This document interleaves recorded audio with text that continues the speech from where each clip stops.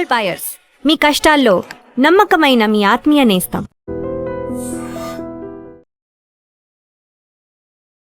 Welcome to I dream. Tuni పాప అదృశ్యం case అనేక మలుపులు తిరుగుతుంది. దాదాపు 8 రోజులు గడిచిన పాప ఆచూకీ దొరకపోవడంతో పోలీసులు తలలు పట్టుకున్నారు. మరోవైపు పాప వస్తుందంటూ పాప తల్లిదండ్రులు ఇంటి దగ్గర ఎదురు చూస్తున్నారు. ఉన్న ఒక్క ఆధారం కుక్క చనిపోవడంతో పోలీసులు తలలు పట్టుకున్నారు. ఎలాగైనా సరే ఆ కేసును బ్రేక్ చేయాలని కాకినాడ పోలీసులతో పాటు గవర్నమెంట్ కూడా రంగంలో దిగింది. దీని మీద ముఖ్యంగా అటవీ శాఖ మంత్రి పవన్ కళ్యాణ్ గారు దృష్టి సారించారు. దీంతో పవన్ కళ్యాణ్ గారి ఆదేశాల మేరకు చాలామంది పోలీసులందరూ కూడా రంగంలో దిగారు. తుని మండలం హెచ్ అగ్రహారంలో 10వ రోజు కూడా గాలింపు చర్యలు ముమ్మరం చేశారని చెప్పుకోవచ్చు. నిన్నటి రోజున పవన్ కళ్యాణ్ ఆదేశాల మేరకు అదృశ్యమైన చిన్నారి జాను కోసం త్వరితగతిన కనుక్కునేందుకు మరిన్ని బృందాలు రంగం దించారని ప్రభుత్వం చర్యలు చేపట్టింది.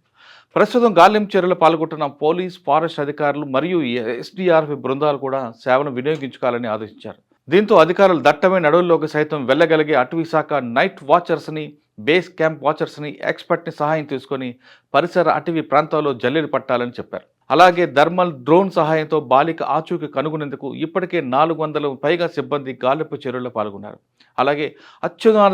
అలాగే లేటెస్ట్ డ్రోన్లతో అణువణువు జల్లెడ పట్టేందుకు అధికారులు సిద్ధమయ్యారు. ఇక చిన్నారి కేసులో కీలకంగా ఉన్న కుక్క చనిపోవడంతో దానికి పోస్ట్ మార్టం నిర్వహించి అధికారులు పడ్డారు. పోస్ట్ మార్టం చేయడానికి ప్రధాన కారణం కుక్క 3 రోజులు ఎక్కడుంది, ఆ కుక్క ఎందుకు చనిపోయింది, కుక్క మీద గాయాలు ఉన్నాయి కాబట్టి ఎవరైనా దానికి మొత్తమంది చంపారా, మొత్తమంది ఇచ్చారా, లేదు తలపైన రాయి కొట్టి చంపారా, అసలు అదృశ్యమైన దగ్గర నుండి 3 రోజులు ఇంటికి రాని కుక్క ఎక్కడుంది, ఎవరి కస్టడీలో ఉంది, లేదా అది దారి మర్చిపోయి పడిపోయిందా, 3 రోజుల తర్వాత ఎందుకు వచ్చింది, ఇవన్నీ తెలియాలంటే కుక్క చావుకు కారణం ఎవరు తెలియాలి.